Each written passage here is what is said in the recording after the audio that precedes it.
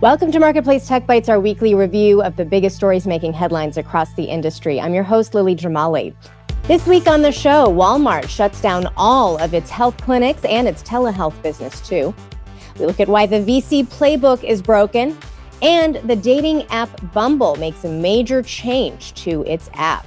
Helping me dig into all of that this week is Chrissy Farr. She is the author of the health tech newsletter, Second Opinion. Welcome back, Chrissy.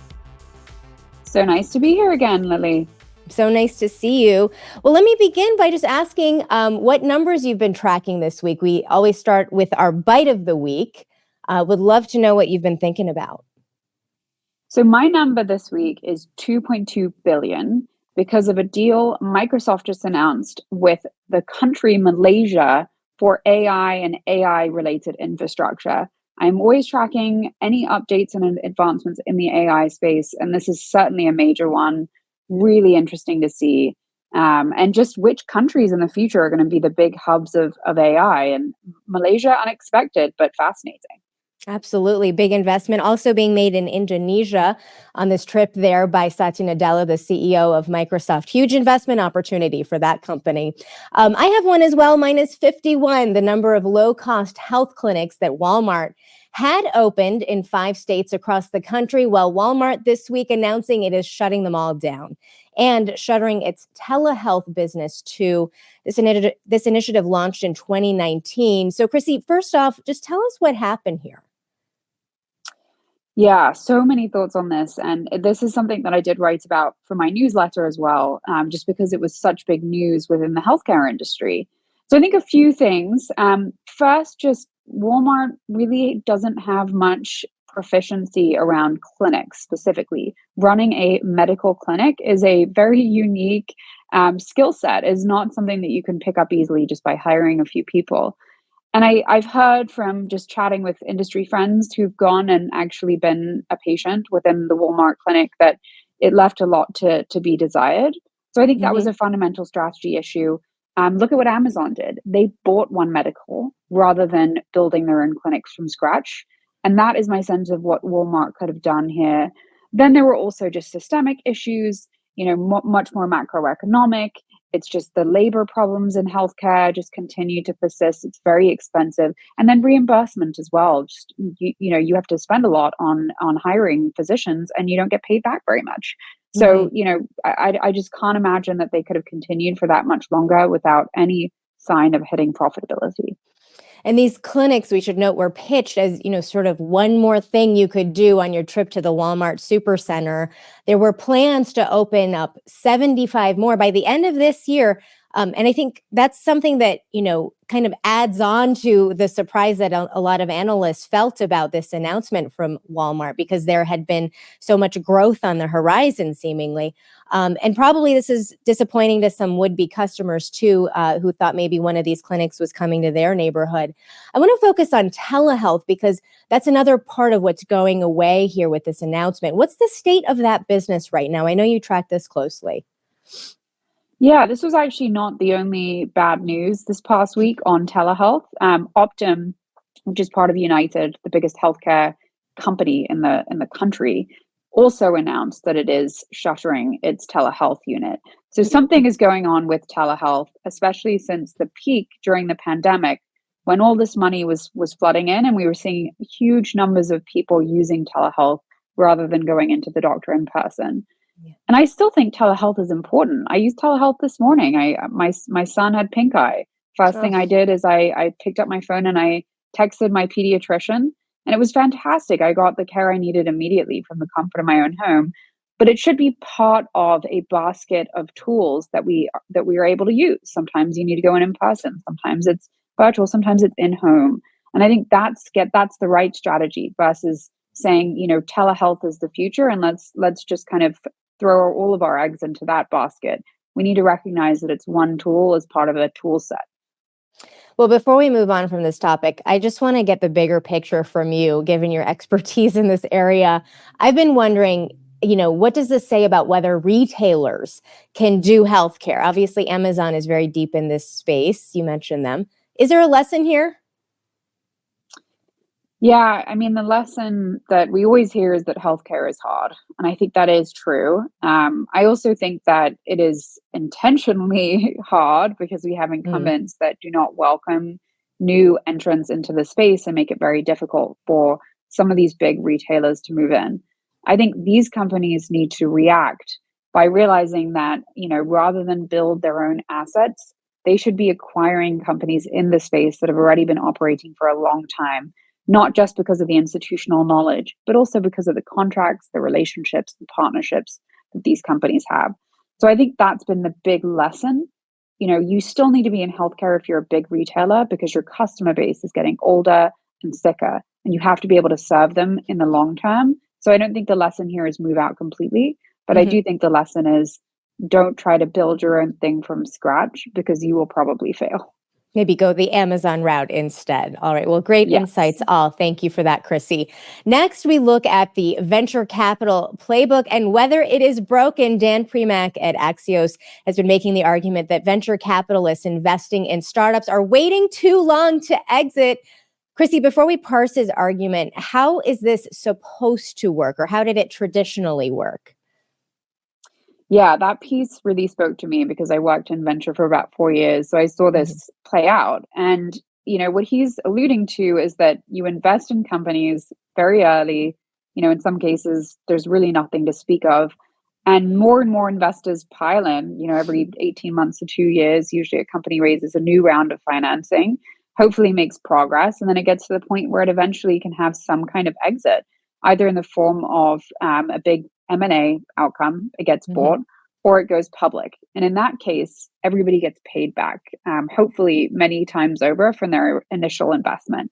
And what he's been saying is, oh, there's just been way too much of this idea of just keeping the company private for as long as possible. And that VCs have a vested interest in doing this to some extent because they can just sit there making money off fees all day long, without providing those real exits and returns. And he thinks VCs have gotten a little bit greedy and a little bit slow. And this is having a big impact in making LPs, who are the people who put money into venture funds, less interested in the category overall. And I think Mm. that's a really, really good point, and happy to unpack any piece of that, really. Yeah, LPs being limited partners. Yes, tell me what is the problem with this? I mean, VCs stopping these startups from going public. Why is that bad for the ecosystem as a whole? Because it sounds like you agree with Dan. I agree, but with a few kind of fine points. I think the IPO window has not really been all that open recently. Hmm. So even That's if fair. companies do want to go public, that, they're probably getting advice from the banks not to, and that has nothing to do with the VCs. But I do think the VCs and especially the late stage growth stage investors have been providing them with more and more money so that they can just continue to stay private for a long time. And these startups like that idea because when you're a private company, you don't have to report to the street every quarter. You Yes, can do no more company innovative likes things. that. It Yeah, seems. no, who likes that? I mean, it's fun to be private. You can do whatever you can basically do all this innovative stuff and all this R&D, and there's no real oversight outside of your board of directors.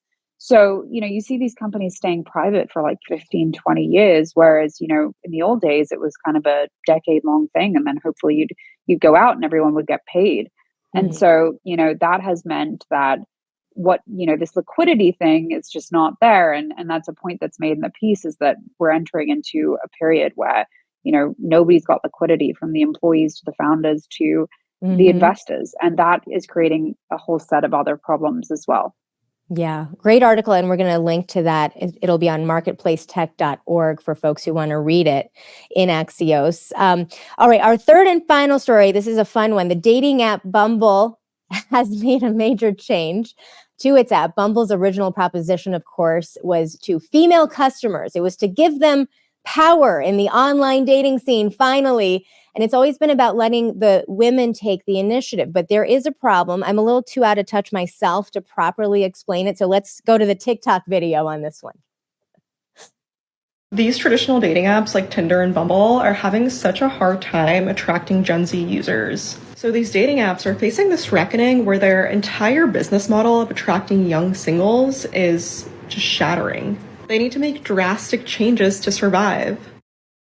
So, Chrissy, in your best Valley Girl accent, just to match up with what we just saw, um, help me understand this. It sounds like Bumble is going the way of Hinge here, letting users pose a question that any potential suitor can respond to. Do you have thoughts on this? And you don't I'm have to do the same accent, as you. just for the Yeah, record. We like your accent just fine. I don't think anyone needs to hear it, but if you buy me a beer, I will attempt it for you next time. Done. So, like you, have not been involved in the dating app scene for a while, but I do think that the sense I get from just talking to people a decade younger than myself is that this whole thing with dating apps is just very exhausting. There's just Mhm. nonstop people that you have to respond to. The onus is on you as this kind of female in the mix, that you have to then, like, deal with all these people on the other side that are just non-responsive. I mean, it just sounds like so much effort. I'm kind of Mhm. hoping that, like, maybe all of this just dies and we just go back to the old fashioned way where people just meet in the real world. I don't know if that's gonna Well, happen, but everybody was so over that when these online dating apps came on the scene. Remember that? And then it's like Bumble is this revolutionary thing, and then it's like, wait, did they want to make the first move? Did they? I don't know. Tell me what women want, Christine. We can call the podcast. We'll title it "What Women Want This Time Around." yeah, I mean, this is like what Gen Z women want. So Yeah. I have like no idea because I feel this is making me feel really old. But I wouldn't be surprised. Like, maybe people do want to meet in more organic and natural ways again. Yeah. I think, it just sounds like so much stress and mental energy having to just organize 20 different people all at the same time. And then, I just consistently hear it's just very hard to just pick one person to settle down with because there are just always endless options.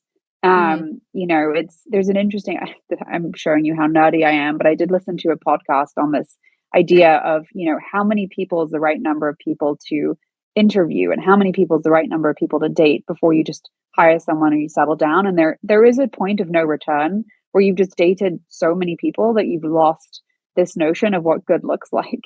So maybe that's what's happened to us is there are just too many options and we're just making it too hard on ourselves. So Yeah. I don't know, I could just see there being a backlash somehow and like all this digital stuff just giving way to something much more simple and much more based in the real world. Yeah. But who knows, maybe I sound like I'm really old saying all this. I mean, there's also the practical matter of some of the subscription fees are very expensive too. So if you get that coupled with the algos not getting it right, what are we paying for? Is probably the question a lot of Gen Zers are asking. But I know a lot of people my generation did find their life partner on these apps. So it's really interesting to see how things are turning here. And Bustle is now saying that dating apps are in their flop era. I was very surprised to read that. They tend to get it right over there at Bustle. So I'm going to give it to them. Chrissy Farr, thank you so much. Great to see you again. Great to see you too. Chrissy Farr is the author of the health tech newsletter Second Opinion. Thanks to all of you for watching Marketplace Tech Bytes Week in Review. Make sure to like this video and subscribe to us. We are at Marketplace APM. Jesus Alvarado produced this episode, and I'm Lily Jamali.